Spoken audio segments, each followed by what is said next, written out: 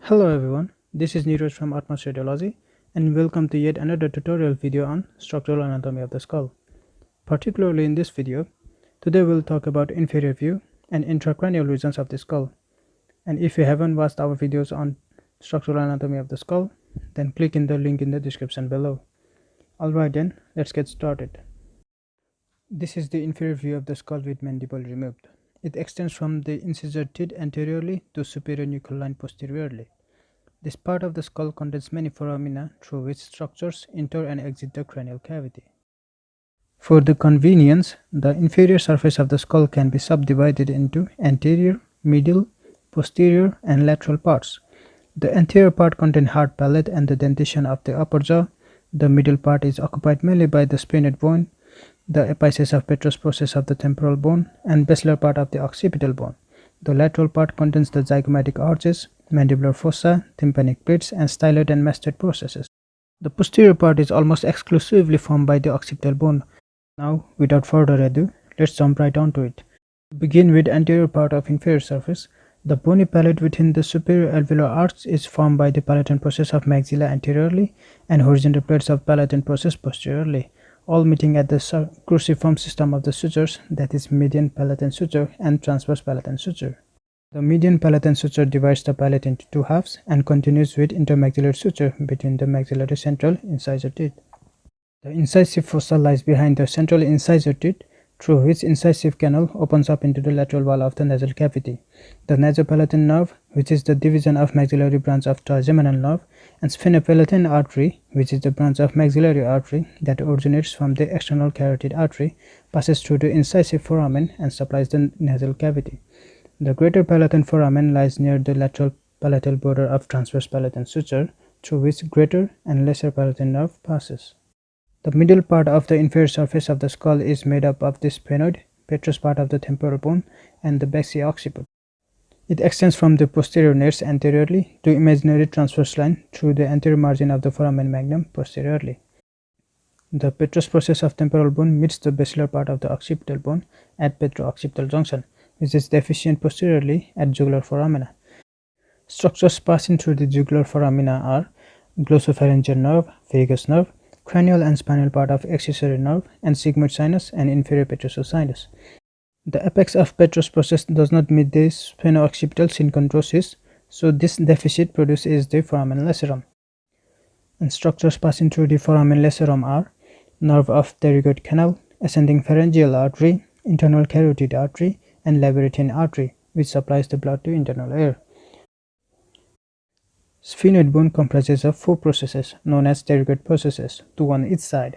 The medial processes of both sides is known as halamus.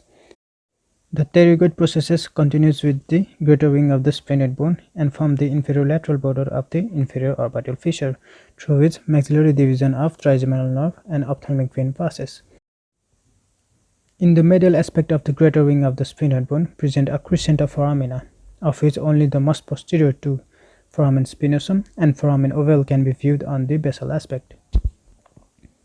The foramen ovale lies medial to the foramen spinosum and lateral to foramen lacerum, and it transmits mandibular division of trigeminal nerve.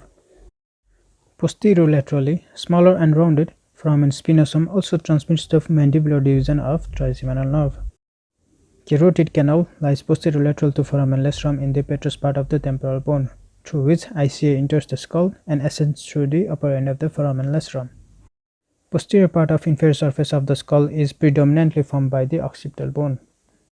Associated features are foramen magnum, occipital condyles, jugular foramen, mastoid foramen, squamous part of occipital bone, external occipital protuberance, superior nuchal lines, hypoglossal canal, and condylar canal. The foramen magnum lies in the anteromedian position. The vertebral artery, lower end of the medulla oblongata, continues as a spinal cord and passes through the foramen magnum. Anteriorly, the margin of foramen magnum is overlapped by occipital condyles, which articulate with the superior articular facets on the lateral mass of the atlas and forms the atlanto-occipital joint. The hypoglossal canal transverses deep to each condyle and transmits the hypoglossal nerve. The jugular foramen lies lateral to each occipital condyle. The squamous part of occipital bone exhibits the external occipital protuberance and superior and inferior nuchal lines, which serves as attachment for the muscles of head and neck. The lateral part of inferior surface of skull consists of zygomatic arch, infratemporal fossa anteriorly, and mandibular fossa posteriorly. The mandibular fossa is a thin-walled, smooth concave depression in the temporal bone, which articulates with the condyle of mandible and forms temporomandibular joint. The stylomastoid foramen lies in between the mastoid and styloid process. It transmits facial nerve and stylomastoid artery. Now, if you remove both the calvaria along with the brain, intracranial portions of the cranial nerves, blood vessels, meninges, and cerebrospinal fluid, then we can clearly visualize the base of the cranial cavity divided into three distinct fossa: anterior, middle, and posterior cranial fossa. First of all, anterior cranial fossa. The anterior cranial fossa is formed by the frontal, ethmoidal, and sphenoid bone and supports the frontal lobes of the cerebral hemisphere. Its floor is composed of orbital plate of the frontal bone, cribriform plate and crista galli of ethmoid bone, and the lesser wings, jugum sphenoidal, and the prechiasmatic sulcus of the sphenoid bone. The cribriform plate of ethmoid bone lies in between the orbital plate of the frontal bone, which consists of numerous small foramina through which olfactory nerve passes to the olfactory bulb of the brain. A spur of bone called crista galli projects upward between the cerebral hemisphere and serves as attachment for the falx cerebri. The orbital plate of frontal bone articulates posteriorly with the lesser wing and jugum sphenoidal medially. Jugum sphenoidal is a flat surface on the body of the sphenoid bone that connects two lesser wings. The limbus of sphenoid bone forms the posterior border of jugum sphenoidal and the anterior border of the prechiasmatic sulcus. The prechiasmatic sulcus is an osseous groove that runs transversely between the optic canals. The optic chiasma lies above the prechiasmatic sulcus. The posterior boundary of lesser wing forms the posterior margin of anterior cranial fossa, and medial of the lesser wing constitutes of the anterior clinate process. The lesser wing and clinate process joins the sphenoid bone by two roots that are separated by the optic canal. Anterior root forms the roof of the optic canal, whereas posterior root, or the optic strut, joins the body of the sphenoid bone at the lateral aspect of the prechiasmatic sulcus or tuberculum sali. The optic strut separates the optic canal from the superior orbital fissure. Optic canal transmits optic nerve and ophthalmic artery. Superior orbital fissure transmits lacrimal and frontal division of ophthalmic nerve, trochlear nerve, superior and inferior division of oculomotor nerve, and abducens nerve. Now, medial cranial fossa.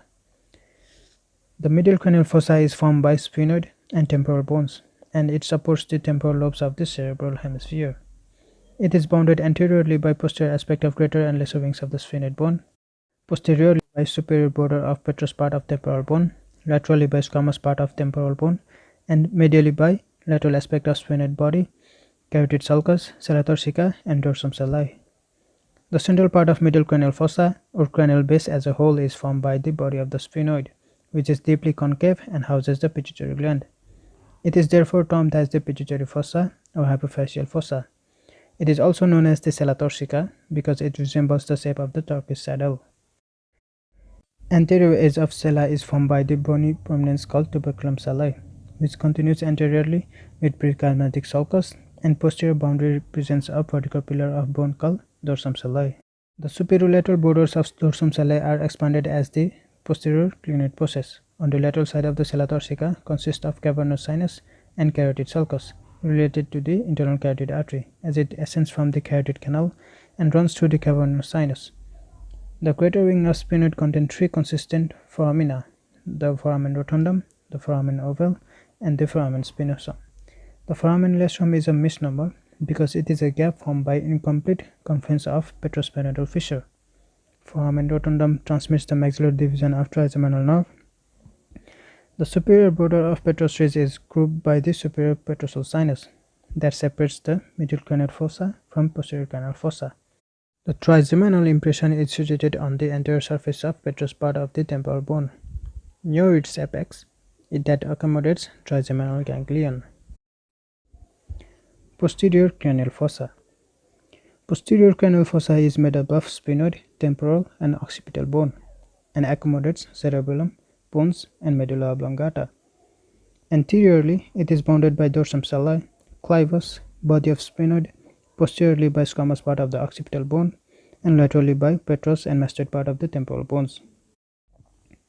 The most prominent feature of posterior cranial fossa is foramen magnum, through which medulla oblongata exits the cranial cavity and continues as the spinal cord.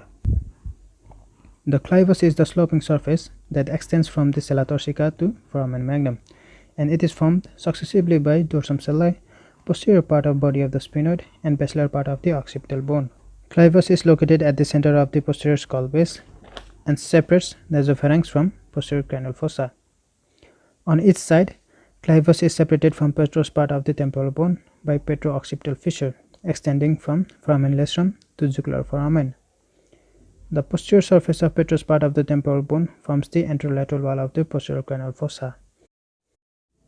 It contains internal acoustic meatus, which lies anterosuperior to the jugular foramen and transmits facial and vestibulocochlear nerve. The squamous part of occipital bone displays a median internal occipital crest, which gives attachment to falx cerebri. It is close to confluence of sinus, and internal occipital crest is grouped bilaterally by transverse sinuses. So that brings to the end of our tutorial on structural anatomy of the skull. But don't let your learning stop here. Follow us on Instagram at Utmost Radiology, where you can test your knowledge with challenging quizzes and everything you need to mentor on the hot topic like this. And if you want me to make a tutorial in any topic you are confused of, then mention the topic in the comment section down below. If you enjoyed this video, then hit the like button and support us by subscribing to our channel, and make sure you click the bell icon. Thank you for watching. Goodbye.